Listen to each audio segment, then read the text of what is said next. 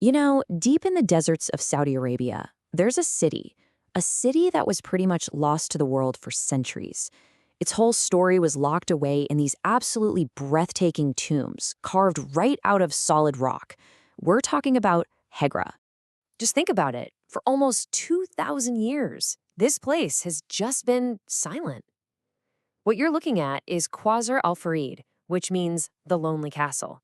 And yeah, it's the biggest and most famous of all of Hegra's tombs. And when you see something this grand, you can't help but ask, I mean, who could possibly have the vision, the sheer skill to create a masterpiece like this? And maybe the bigger question is, how could a marvel like this be so completely forgotten? Well, to figure that out, we've got to dive into the story of the people who basically mastered the desert, and then look at the shifting tides of history that, well, eventually buried their legacy. All right, so first things first, let's place Hegra in history and figure out why it's so important. Okay, so Hegra is not just any old ancient ruin. Get this. In 2008, it became Saudi Arabia's very first UNESCO World Heritage Site. That designation is a huge deal. It means this is a global treasure. And a big reason why is that its state of preservation is, well, it's just extraordinary. Now, if you're looking at this and thinking, hey, that architecture looks kind of familiar, you're probably thinking of the famous city of Petra, right? And you'd be spot on. The connection is absolutely real. Hegra is often called Petra's sister city. They were built by the exact same civilization, but Hegra, which is way down south, 500 kilometers away, it has a totally fascinating story all its own. So who were these master builders?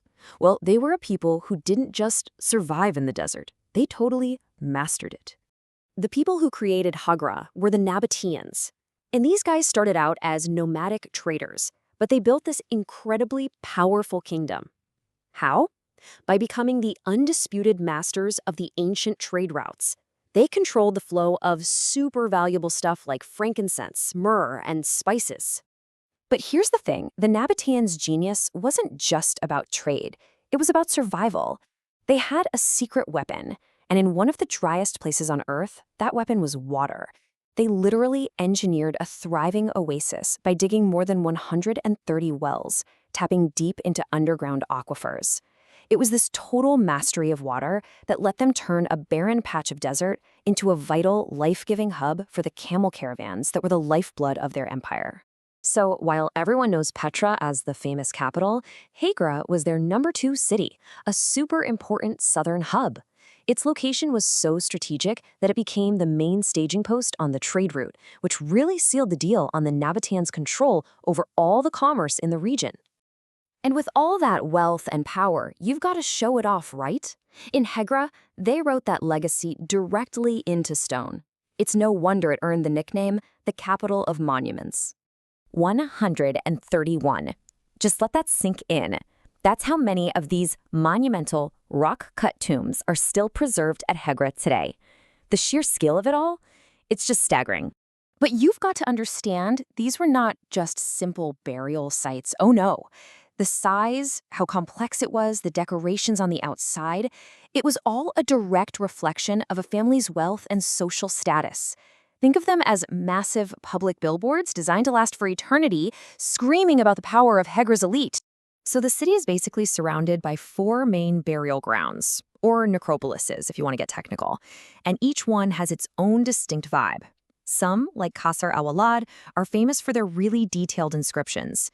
And then you have Jabal al-Khaymat, which is just this massive cluster of 48 tombs. I mean, it's the biggest one of all. You know what's really incredible, though? The inscriptions they carved right above the entrances. These aren't just names and dates. Nope. They are basically ironclad legal contracts. They spelled out exactly who the owner was, who was allowed to be buried there, and they even laid out huge fines and rules to make sure these monuments stayed in the family forever. And you can see their role as this big cultural crossroads carved right into the architecture itself. The fronts of these tombs are this stunning mix of styles. They borrowed a little something from Egypt, a bit from Greece, some from Assyria, and then they blended it all together with their own unique Nabataean flair. It's like a visual record of their global trade network, all in stone. So that brings us to the big question, right? If Hegra was so powerful, so rich, why was it abandoned? Well, the answer lies in the, you could say, shifting sands of global power and trade. Okay, so this timeline really shows how things started to go downhill, slowly but surely. The big turning point, that was 106 AD. That's when the Roman Empire, the unstoppable force of the ancient world, annexed the whole Nabataean Kingdom. Now, Hegra kept going for a while, but the world was changing around it. Those old land routes for the caravans, they were slowly being replaced by faster, way more efficient sea routes. And it's not just a theory. We have direct physical proof of this power shift. Check this out. This inscription, written in Latin and dedicated to the Roman Emperor Marcus Aurelius himself, basically announces the new reality on the ground. Hegra was now under Roman rule. So when you boil it all down, it really came down to a massive economic shift. I mean, Hegra's entire reason for existing was its control over those overland trade routes. But when the world figured out faster, cheaper sea routes through the Red Sea, poof, the city's strategic importance just vanished. Its lifeblood was completely cut off. So after it was abandoned, Hegra wasn't just forgotten. It actually got a brand new, kind of scary reputation, one that kept it totally isolated for centuries. See, the Quran tells the story of the Thamud people, who supposedly lived in this area and were destroyed by God because of their idolatry. Over the centuries, that story got connected to the ruins of Hegra, and that led to this local belief that it was a cursed place, a place you should definitely stay away from. Its journey back into the light, though, was a really slow burn. It kind of started with Western explorers like Charles Doughty back in the 1800s. Then things sped up a bit when the Hijaz Railway was built because it went right past the site. And that all led up to it being officially protected in 1972, and then the grand finale, its UNESCO designation. And today, that silence is finally broken by the footsteps of visitors from all over the world. Hegra now stands fully revealed, not as some cursed city, but as a truly spectacular monument to the incredible ingenuity, the artistry, and the ambition of the Nabataean people. The story of Hegra is just such a powerful reminder that history is literally buried all around us. Here's a city that was silent for centuries, and now it's speaking again. And it really makes you wonder, doesn't it? What other incredible stories are out there just waiting to be rediscovered?